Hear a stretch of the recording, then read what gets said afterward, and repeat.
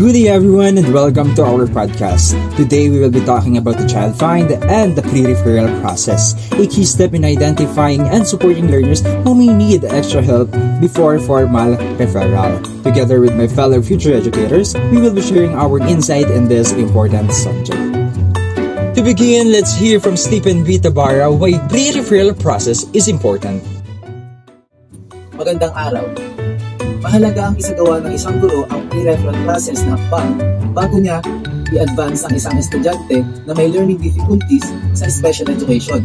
Dahil ang pre-referral process ay isang preventative measure kung saan ito ay isang hakbang na makakatulong na mas matuto o matulungan ang estudyante sa kanyang particular na learning difficulty. At ayon nga sa pagkakaroon natin ng online group discussion, napagtanto ko na may kahalagahan ang focus ng ating research kung saan ito ay nakafocus sa learning and teaching strategy kung saan tayo hahanap or kakalap ng maaari nating gawing learning intervention na maaaring ituro or gamitin sa pagtuturo ng akademiko. At nakasaad nga sa humanistic theory ni Abraham Maslow and Carl Rogers that every child has a learning potential or every child has a potential to learn. Ang kailangan lang nila ay someone who will understand them, someone who will support them, at isang learning environment na magpro-provide sa kanilang pangangailangan. Next, Hazel Anacleto will share how teachers can spot early signs that a child needs support. So, good day everyone. The question is, paano nga ba malalaman ng teacher kung ang bata ay need ng support o kailangan ng support? So, to sum up our discussion earlier, the first is, you need to observe kung hirap siya sa basic skills like reading, writing, o pagsunod sa instruction kahit inukulit na ito tinuro. And kung consistent ang struggle na yan, red flag yan. So, second is, behavior. Kung laging distracted ang bata, hindi makaupo ng matagal, o may difficulty makihalubilo, i-document nyo agad. Lastly is, emotional signs. Kung laging malungkot, tahimik, o may biglang pagbago sa ugali. Take note. So, kapag may pattern na, huwag hintayin lumala. You need to report it to the guidance para sa pre-referral process. So, tandaan, kung may early observation, it leads to early intervention. So, thank you. Now, Kian Alcain will talk about the role of collaboration and observation. Based on our online discussion as a future educator, it's important na meron talagang observation at collaboration. Through observation, natutukoy natin dito ang strength and struggles ng bata, kung saan siya nag-excel at kung saan kailangan niya pa ng tulong. Pero hindi pa nagtatapos doon because with collaboration, it gives life in our observation. Kasi kapag nagtulungan ng parents, teachers, and guidance team, mas nagiging tama at epektibo ang gagawin nating mga hakbang para sa mga bata. In the end, natutunan ko na kapag may mas magandang observation at bukas sa pagtutulungan tayo, mas napapalapit tayo sa layuning walang batang maiiwan. Because at the end of the day, every child deserves understanding, guidance, and a chance to grow. Now, John Lester Buntad will explain how pre-referral strategies can prevent over-referrals. So, good day everyone! So, nandito ako para i-discuss naman yung ways to prevent unnecessary referrals to special education. Meron tayong 7 ways. So, ang 7 ways na yun is yung early identification and support.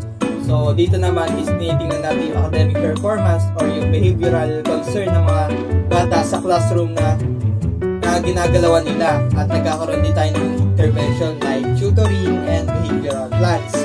So, sa pangalawa naman is yung use of data-driven strategies.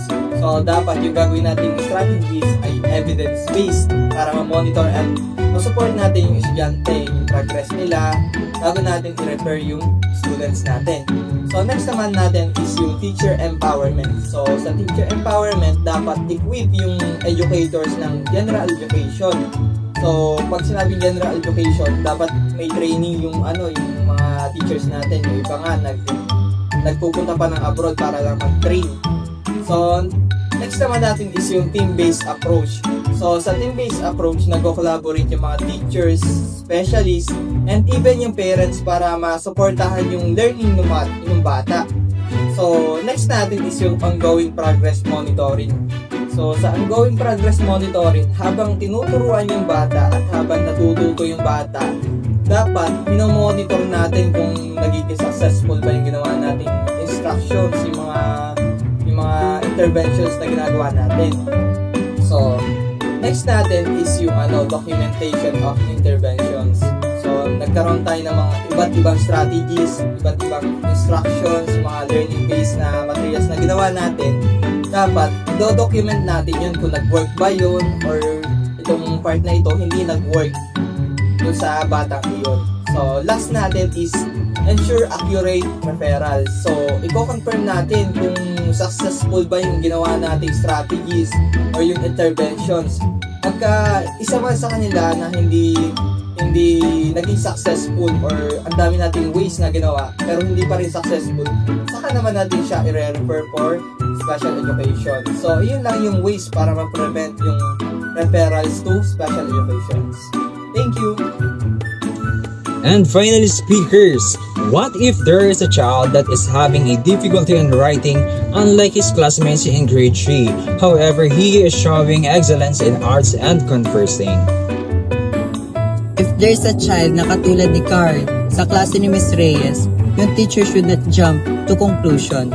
Instead, she should collaborate, observe, and apply pre-referral process or strategies. Kasi tulad nga ni Ms. Reyes, she worked with other teachers, pati na rin sa guidance counselor. Nagbigay rin sila ng sight words kay Carl.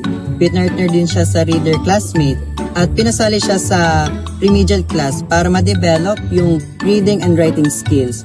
Dahil patuloy pa rin nila nakikita yung difficulty, pina-assess siya at nakita nila at nalaman na meron siyang dyslexia. Dahil dito, nakita natin yung tulong ng collaboration, observation at genuine care at matutukoy natin at matutulungan yung mga batang may kakaibang pangangailangan dahil sa inclusive education, walang batang maiiwan. And that wraps up Child Find and Pre-Referral process.